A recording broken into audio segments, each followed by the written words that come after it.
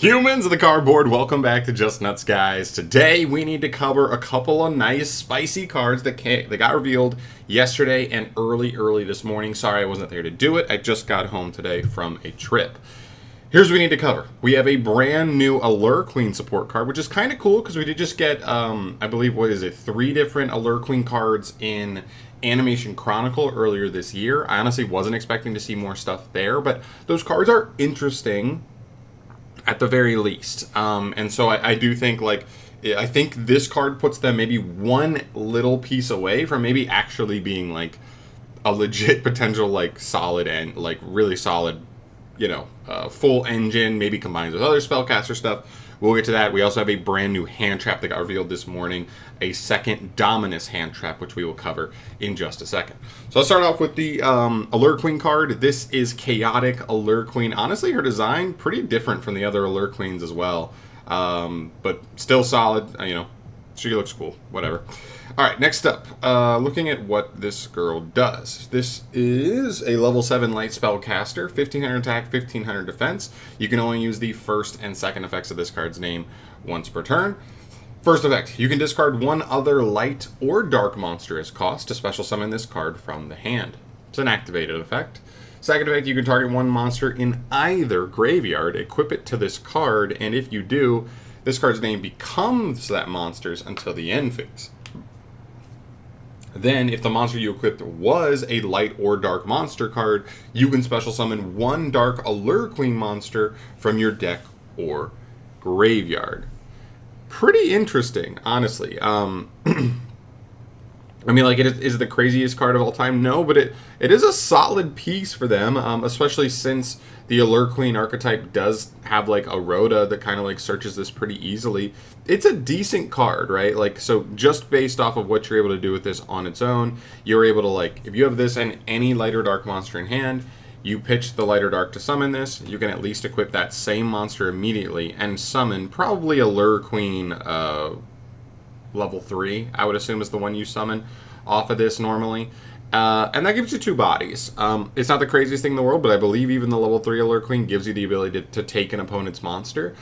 So going second has a little bit of application there. And you have 2 spellcasters on field.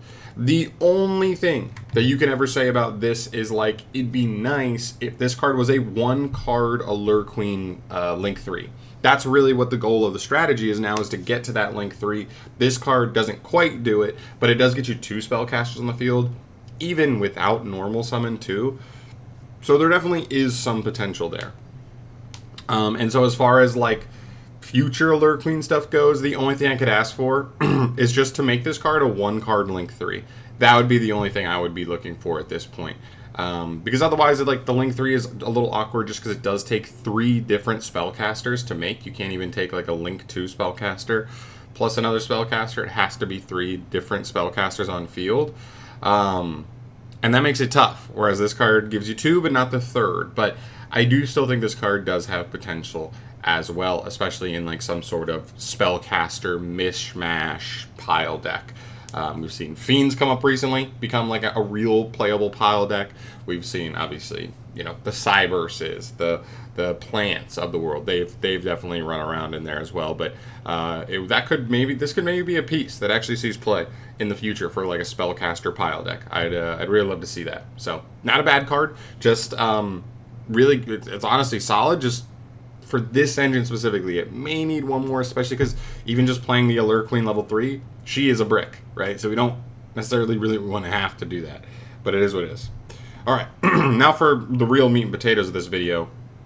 This is Dominus Impulse. So we got Dominus Purge revealed in the last core set prior to this one. We're actually getting that in the TCG next week, so very exciting. And this is another hand trap card. We got Molchummy Perulia and Dominus Purge last set. This set we get the new Molchummy, I can't even remember its name right now, Kuwada, I can't remember exactly what its name is.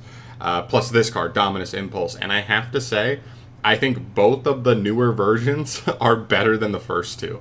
So let's get into it. Dominus Impulse is a normal trap card. You can only activate 1 per turn. If your opponent controls a card, you can activate this card from your hand. Same thing as the other one. That's pretty basic. First effect. When a card or effect is activated, that includes an effect that special summons a monster or monsters, negate the effect. Then, if you already have a trap card in your graveyard, destroy that card. If you activate this card from the hand, you cannot activate the effects of light, earth, and wind monsters for the rest of this duel. So, a lot of somewhat similarities to Dominus Purge, but I do think has some key differences that make this card specifically better. As far as the activation requirement, it's basically exactly the same, right? If your opponent controls any card, it can activate, which is a plus, but also a little bit of a minus, I'm not going to lie, because there are certain decks where this card does have a really good target, but because of the type of card it is, and the type of, like, and way it fits in their strategy, this card could actually be a little bit awkward.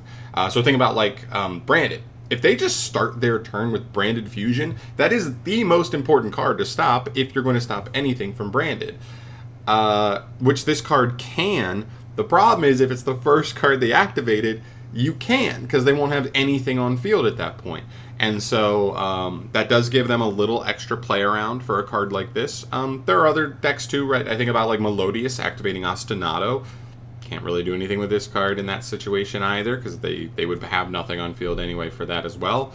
So there are some definite situations where like Ash would hit those cards where this card doesn't. The bigger difference though is even though Ash can only negate effects that special summon strictly from the deck, this negates any effect that would summon, period.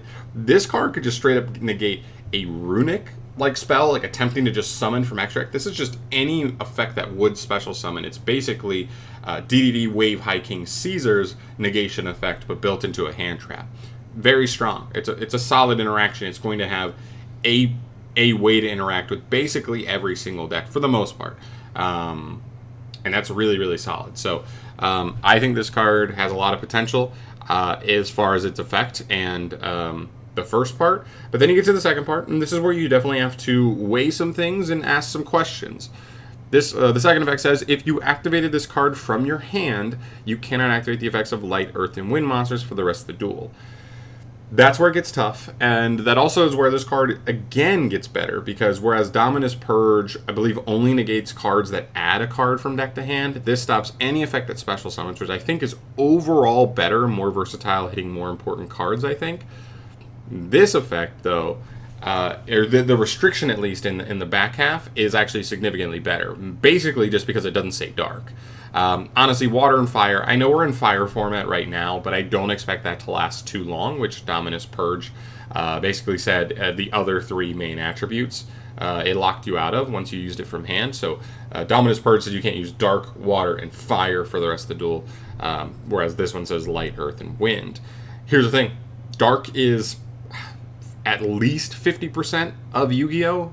You know what I mean? Like, at least just 50% of everything. Like, if you compressed, like, a full year of competitive Yu-Gi-Oh! Or whatever, like, dark monsters and dark effects would just probably be, like, 50% of it. Something like that. I don't know what the exact number is. That it'd be a big mess to try and figure that out. But, like, it is by far and away number one. And so whichever card had dark included, that was going to be a huge, huge crutch to the card. Now, I'm not saying these... locking aside of these attributes makes this card completely safe. Light is still probably the second most used attribute, so I like that they kind of did that a little bit fairly, that one got light, one got dark, even though light is still significantly less important in the metagame than dark at almost any given time. And then Earth and Wind. Earth and Wind are kind of close to Water and Fire, where I don't think they're super, super important, but like, right now we're just in a heavy fire format, so it feels like fire is more important, but things will rotate around, and we'll go back to having only like one relevant fire deck in formats again going forward. Like, it's just how it goes. I think Earth and Wind kind of fall into that category as well. As far as the cards that I'm like, specific cards that I'm like the most worried about, I made a small list here. The first thing you have to consider is other hand traps, right? Like other generic cards you might just want in your deck regardless, just because they like generically are good.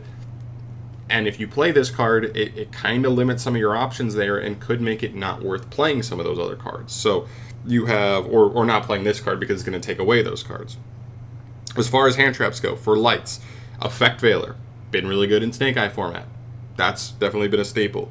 Ghost Ogre, and Snow Rabbit. That's another card that we've been playing pretty decently lately, just because it hits. It's just kind of like a 7th, 8th, and 9th copy of Valor Imperm, basically.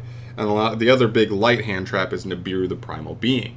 Nibiru also a famous counter for specific combo decks, and that's why, like, in modern day Yu-Gi-Oh, you can't really play a deck can't really be that good if it doesn't at least have a way to handle Nib.